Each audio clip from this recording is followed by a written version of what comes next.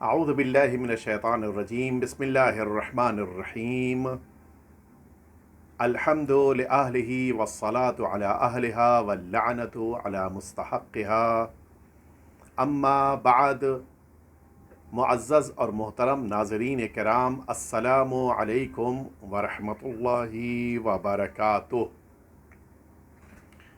میں نے جس گفتگو کا کل سے آغاز کیا، ماہ مبارک رمضان میں ہم سب ان احکام سے واقفیت حاصل کر رہے ہیں جن احکام کی ہمیں صبح و شام ضرورت پڑتی ہے، اور ظاہر ہے شریعت کے مطابق روزہ اللہ نے ہم سے مانگا ہے، اور اگر ہم نے شریعت کے مطابق انجام دیا تو اللہ کی بارگاہ میں قابل قبول ہے، ورنہ پھر وہ روزہ کہ جس میں شریعت کا لحاظ اور پاس نہ رکھا جائے، اس روزے کا نہ تو مطالبہ ہوا ہے، نہ ہی ایسے روزے کا پروردگار کوئی اجر عطا کرنے والا ہے۔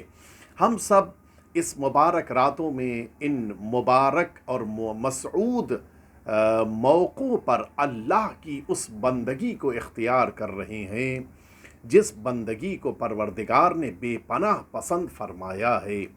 میں اپنی آج کی گفتگو کا آغاز کرنے سے پہلے اپنے معزز ناظرین کی خدمت میں اس نماز کا تذکرہ کرنا چاہوں گا کہ جس نماز کو نافلۃ رمضان یا نافلۃ شہر رمضان تاکید کے ساتھ اس لفظ کے لیے استعمال کیا گیا ہے، ماہ مبارک رمضان کی نافلہ کے طور پر بڑی مستحب نماز ہے، اور اس نماز کو ہمیں ضرور پڑھنے کی کوشش کرنی چاہیے، جتنی مقدار میں بھی ہمارے لیے ممکن ہو جائے اس نماز کو ضرور پڑھنے کی کوشش کریں۔ کل ماہ مبارک رمضان میں 1000 رکعت نافلہ پڑھنے کے لیے پروردگار نے پسند فرمایا ہے۔ ظاہر ہے میں اگر کہوں 1000 رکعت نماز پڑھنی ہے تو پہلے ہی جلدی ہمارے برادران اپنے موبائل کو آف کر دیں گے کہ ہمیں ایسی نماز نہیں پڑھنی ہے، لہٰذا سننی بھی نہیں ہے۔ میں عرض کروں کہ نہیں، میں جس نماز کا ذکر کر رہا ہوں وہ ایک دفعہ میں 1000 رکعت نہیں پڑھنی ہے، بلکہ 300 رکعت پڑھنی ہے 10 دن میں، 700 رکعت نماز پڑھنی ہے 20 دن میں، اور 3 شبوں میں ہمیں 100 رکعت یعنی 300 رکعت پڑھنی ہے۔ اس طرح سے یہ جو ڈیوائیڈ کیا ہے معصومین نے اس نماز کو، وہ اپنی عظمت کے اعتبار سے بھی بڑی اہمیت رکھتا ہے، اور ہم سب کے لیے بھی اس کو بڑی اہمیت کے ساتھ قرار دیا گیا ہے۔ پہلی ماہ مبارک رمضان سے 20 ماہ مبارک رمضان تک ہمارے لیے اس نماز کو قرار دیا گیا ہے کہ ہم اس کو 20 رکعت پڑھیں ہر رات۔ کس طرح سے؟ 8 رکعت نماز ہمیں نماز مغرب کے بعد 2 رکعت کر کے پڑھنی ہے، اور پھر نماز عشاء کے بعد 12 رکعت نماز۔ اس طرح سے ماہ مبارک رمضان کے 20 تاریخ کے آتے آتے ہماری 400 نمازیں ہو چکی ہوں گی، اور پھر 21 ماہ مبارک رمضان سے 30 ماہ مبارک رمضان تک ہر شب میں نماز مغرب کے بعد 8 رکعت، نماز عشاء کے بعد 22 رکعت، اس طرح سے ہر رات میں ہمیں 30 رکعت نماز پڑھنی ہے۔ ٹوٹل اس طرح سے یہ 300 نماز ہوں گی 10 دنوں میں، ہو گئیں 400، 300 یعنی 700، باقی بچیں 300 نمازیں۔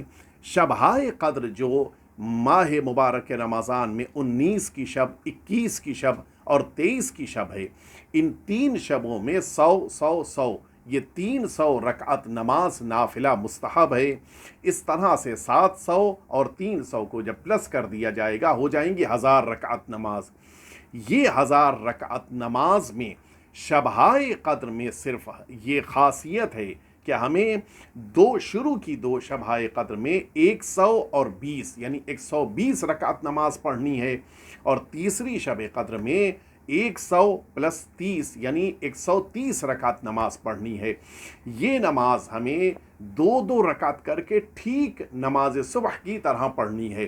نافلہ ماہ مبارک رمضان پڑھتا ہوں میں قربتاً الی اللہ، یہ نماز 2 رکعت کر کے انسان جتنی مہلت مل جائے، جتنا وقت مل جائے، اس نماز کو ضرور پڑھ لے. اس طرح سے یہ 1000 رکعت ہو جائیں گی. پھر میں عرض کر دوں، ایک ماہ مبارک رمضان سے 20 ماہ مبارک رمضان تک 20 رکعت نماز، 8 رکعت نماز مغرب کے بعد، 12 رکعت نماز عشاء کے بعد، اور پھر 21 ماہ مبارک رمضان سے 30 ماہ مبارک رمضان تک اس انسان کو 30 رکعت، 8 رکعت نماز مغرب کے بعد اور 22 رکعت نماز عشاء کے بعد. یہ ہو گئی 700 نمازیں. شبہائے قدر میں 100 رکعت نماز اور بھی پڑھ لیں گے. اس طرح سے ٹوٹل 1000 رکعت نماز ہو جائیں گی.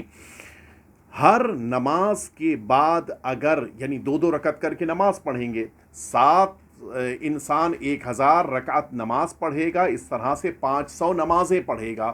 500 نماز میں ہر نماز کے بعد ہر شب انسان کے لیے مستحب ہے کہ اس دعا کو اپنی زبان پر جاری کرے کہ اللہم اجعل فیما تقضی و تقدر من الامر المحتوم وفیما تفرق من الامر الحکیم فی لیلۃ القدر ان تجعلنی من حجاج بیتک الحرام المبرور حجہم المشکور سعیہم المغفور ذنوبہم واسألک ان تطیل عمری فی طاعتک وتوسع لی فی رزقی یا ارحم الراحمین. یہ وہ نماز ہے کہ جسے ہمیں کوشش کرنی چاہیے کہ زیادہ سے زیادہ اس ماہ مبارک رمضان میں اپنی زبان پر ہم جاری کرتے ہوئے ضرور پڑھ لے جائیں. آئیے چلیے میں اپنی گفتگو کا آغاز کروں جو روزمرہ کے مسائل ہیں کہ جن سے متعلق سوالات پوچھے جا رہے ہیں اور جن کے جواب جاننا ضروری ہیں. لیکن اپنی گفتگو کا آغاز کرنے سے پہلے ہی یہ بات میں پیش کر دوں کہ آپ بھی اپنے سوال ابھی پیش کر دیجئے، ابھی بیان کر دیجئے، ابھی آپ اپنے سوال پیش کر دیں. طریقہ کیا ہے؟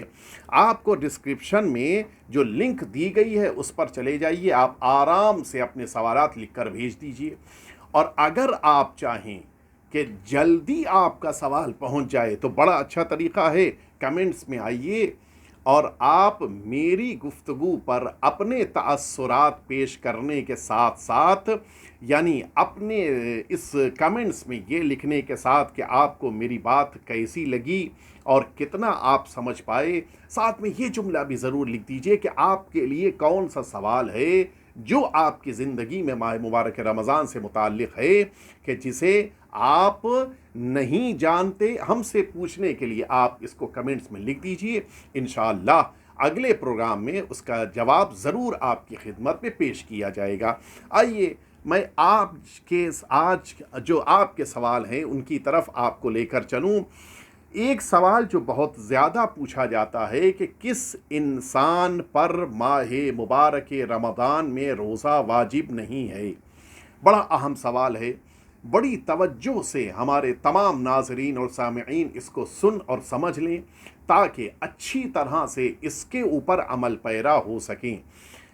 یہ جو ماہ مبارک رمضان کے روزے ہیں وہ 6 قسم کے افراد پر پروردگار نے واجب نہیں کیا ہے. یہ 6 قسم کے افراد کون کون سے ہیں؟ سب سے پہلے وہ انسان ہے کہ جو ضعیف ہے، بوڑھا ہے، اولڈ ایج ہے، چاہے وہ خاتون ہو چاہے وہ مرد ہو.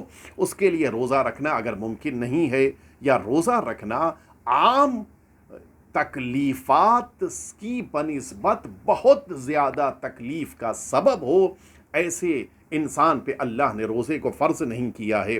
دوسرا وہ انسان ہے کہ جس کو پیاس کی بیماری ہے، مسلسل پیاس محسوس کرتا ہے، ہر 10 منٹ میں، 20 منٹ میں، آدھے گھنٹے میں، 1 گھنٹے میں مستقل اسے پانی پینا ہے. اس انسان کو پروردگار نے روزہ رکھنے سے معاف کیا ہے. لہٰذا اگر خدا نہ کرے کوئی انسان اس بیماری میں مبتلا ہے اسے روزہ نہیں رکھنا ہے. تیسری وہ خاتون ہے جو پریگننٹ ہے اور اس کے وہاں روزہ رکھنے کی صورت یہ ہے کہ اگر وہ روزہ رکھے تو خود اس کے لیے بھی اور اس کے بچے کے لیے بھی یا ان دونوں میں سے کسی ایک کے لیے نقصان کا سبب بن رہا ہو اور اس کے وہاں ڈیلیوری بھی قریب ہو، ایسی خاتون کے لیے روزہ معاف ہے، وہ اس ماہ مبارک رمضان میں روزہ نہیں رکھے گی۔ اسی طرح سے وہ خاتون جو اپنے بچے کو فیڈ کرتی ہے، وہ خاتون جو غذا دیتی ہے، شیر کی شکل میں دودھ پلاتی ہے، اس کے لیے بھی معاف ہے۔ اگر اس کی وجہ سے بچے کو یا خود اس کو نقصان پہنچ رہا ہو تو اس کو روزہ نہیں رکھنا ہے۔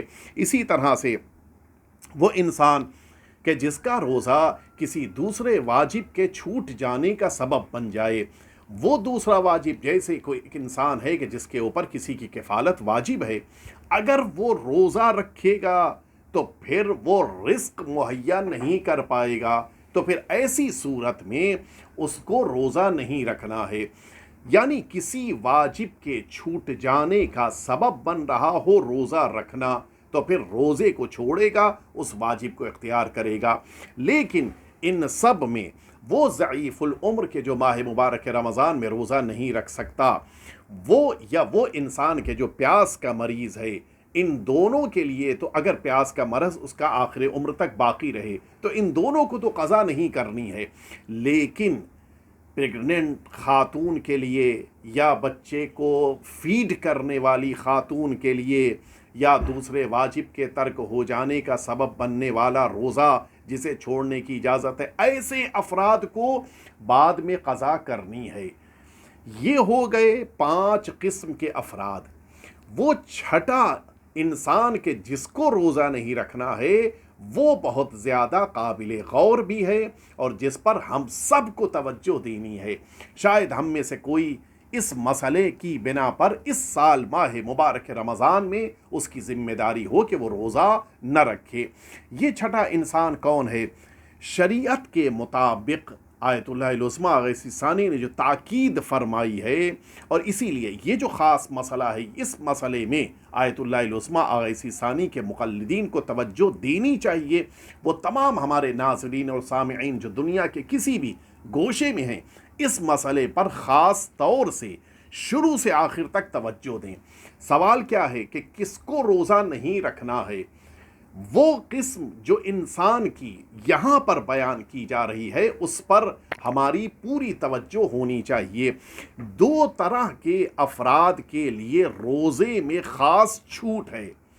ایک وہ انسان ہے کہ جس انسان کے لیے ضرر ہو روزہ رکھنے میں، روزہ ہارمفل ہے، خود اس کے لیے یہ روزہ بہت بڑے نقصان کا سبب بن رہا ہے۔ ابھی میں عرض کروں گا یہ نقصان کیا ہے۔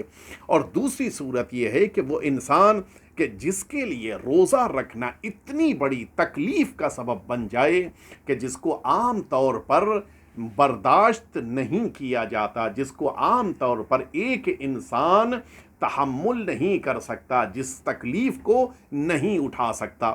یہ دونوں کی الگ الگ وضاحت ہے، لہٰذا اب یہاں سے میری پوری توجہ ناظرین کی میری طرف رہے۔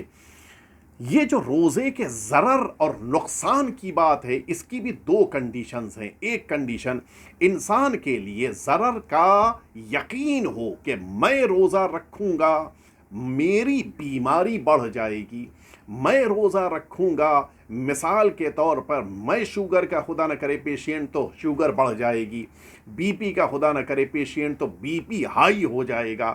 انسان کو اس روزے کی بنا پر یہ یقین ہو کہ ضرر اس کو ہوگا، اس انسان کو روزہ نہیں رکھنا ہے۔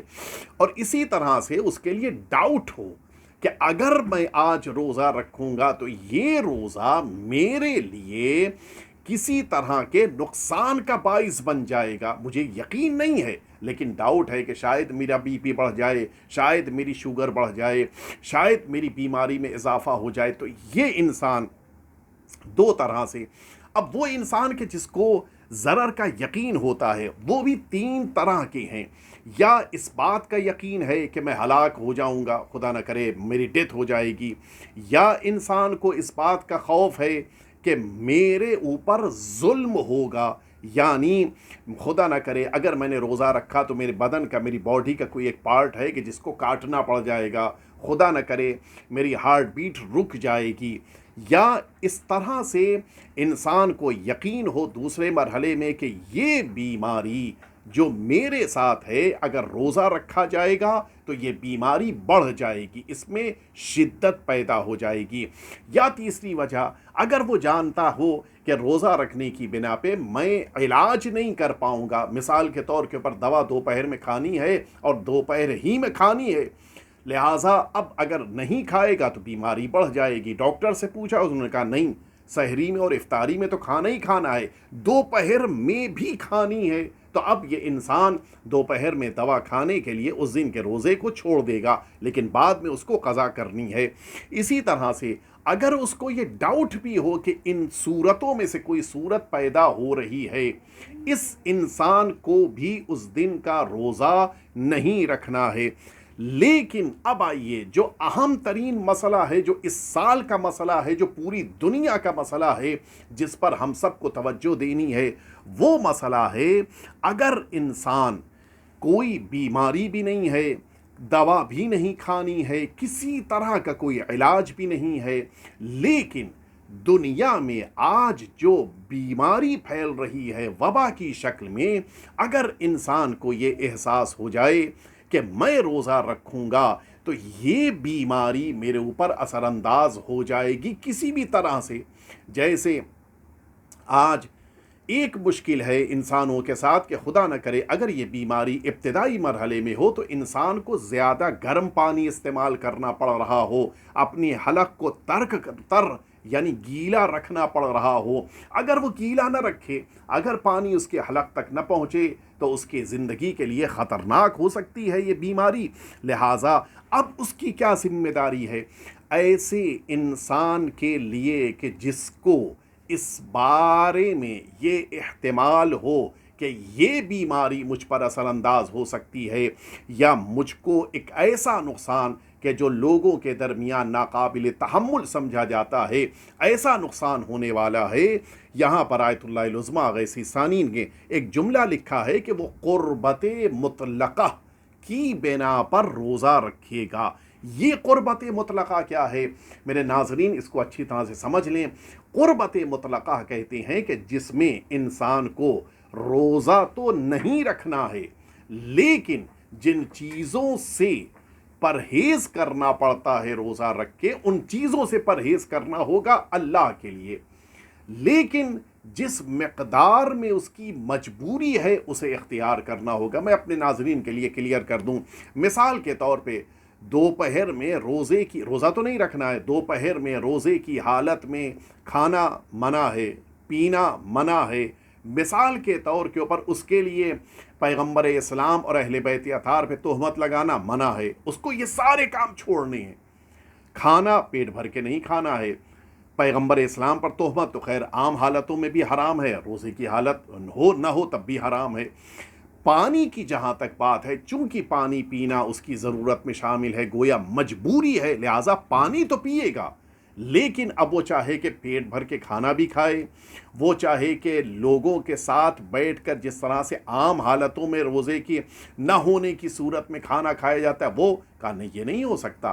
تو انسان جتنی مجبوری ہے اتنی مجبوری میں روزے کے مبطلات کو اختیار کر سکتا ہے، لیکن روزے کے مبطلات کو ترک کرے گا قربتاً اللہ، اللہ کے لیے، یعنی یہ کہے گا کہ پروردگار میں مجبوری کی بنا پہ روزہ تو نہیں رکھ پا رہا ہوں، لیکن تجھ سے قریب ہونے کے لیے ماہ مبارک رمضان کی دوپہر میں کھانا نہیں کھا رہا ہوں، بقیہ جتنے بھی مبطلات ہیں ان سب سے میں اللہ تجھ سے قریب ہونے کے لیے پرہیز کر رہا ہوں۔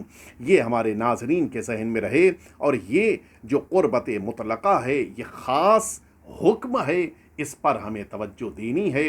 میں خلاصتاً اپنی بات کو پیش کر دوں کہ جن لوگوں کو ماہ مبارک رمضان میں روزہ نہ رکھنے کی اجازت دی گئی ہے، مجبوری کی بنا پر، ایک ایسے ضرر یا ایک ایسے موقع پر کہ جہاں پر اس انسان کو اس بات کا خطرہ ہو کہ ایک ایسا نقصان ہو رہا ہے، ایک حد سے زیادہ سختی جو ناقابل برداشت ہے، ایسی صورت میں اس انسان کو قربت مطلقہ کی بنا پر روزہ رکھنا ہے، یعنی روزے کے مبتلات سے اللہ کے لیے پرہیز کرنا ہے۔ یہ ہمارے ناظرین تک ہماری بات اگر پہنچ گئی ہو تو اپنے کمنٹس کے ذریعے سے آپ بیان فرمائیے گا، اور ساتھ ہی ساتھ اپنے سوالات کو آج ابھی ضرور آپ پیش کر دیجئے تاکہ آپ کو اگلے پروگرام میں آپ کے سوال کا جواب مل سکے۔ اسی طرح سے ڈسکرپشن میں جو لنک آپ کو دی جا رہی ہے اس پر بھی جا کر آپ اپنے سوال پیش کر دیجئے۔ انشاءاللہ کوشش ہوگی کہ آپ کی خدمت میں جو صحیح جواب ہے وہ پہنچا دیا جائے۔ ہم سب پروردگار کی بارگاہ میں اس مبارک مہینے میں دعا کریں کہ پروردگار ہم سب کو آقا اور مولا سرکار ولی عصر کی رضایت حاصل کرنے والوں میں قرار فرما۔ پروردگار اس مہینے میں ہم سب کو اپنی بندگی کی توفیق عنایت فرما، اور پروردگار ہمارے آقا اور مولا کے ظہور پر نور میں تعجیل فرما۔ وصلی اللہ علی سیدنا محمد و آلہ الطیبین الطاہرین۔